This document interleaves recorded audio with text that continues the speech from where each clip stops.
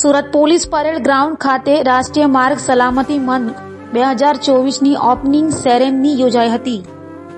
Surat police parade ground ખાતે 25મી જાન્યુઆરી 2024ના રોજથી રાષ્ટ્રીય માર્ગ સલામતી મંથ 2024ની ઓપનિંગ સેરેમની યોજાઈ હતી.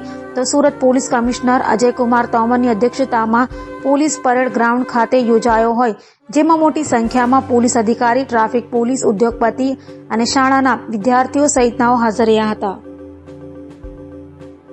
સેફટી મંથ 2024ના શુભારંભના આ કાર્યક્રમમાં આજે મોટી સંખ્યામાં શહેરના આગેવાનો, નાગરિકો, સ્કૂલના વિદ્યાર્થીઓ, પોલીસ મિત્રો, આરટીઓ વિભાગના અધિકારીઓ, બીજા વિભાગના અધિકારીઓ અને મોટી સંખ્યામાં મીડિયાના મિત્રો પણ હાજર રહ્યા.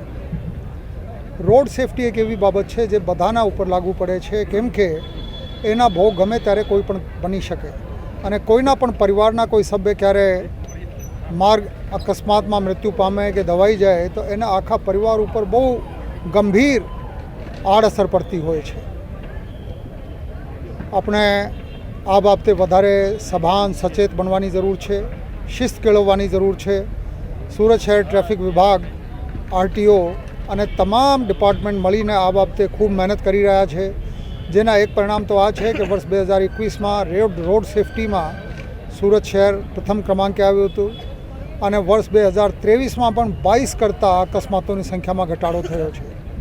પરંતુ ભારતનું અર્થતંત્ર, સુરતનું અર્થતંત્ર જેવી ગતિથી આગળ વધી રહ્યું છે, એવામાં વાહનોની સંખ્યા વધી રહી છે, નવા વાહનો છે, પૂર ઝડપે દોડી શકે એવા વાહનો છે. એવામાં બધાની જવાબદારી બની જાય છે કે રોડના નિયમોના પાલન કરો, રોંગ સાઈડ વાહન હાંકો નહીં, હેલ્મેટ લગાડીને વાહન હાંકો, કોઈ પણ રોડ સાઇનને ક્યારે અવગણના કરશો નહીં, 4 વ્હીલર ચલાવો તો સીટ બેલ્ટ લગાડીને રાખો. આપણે બધા મળીને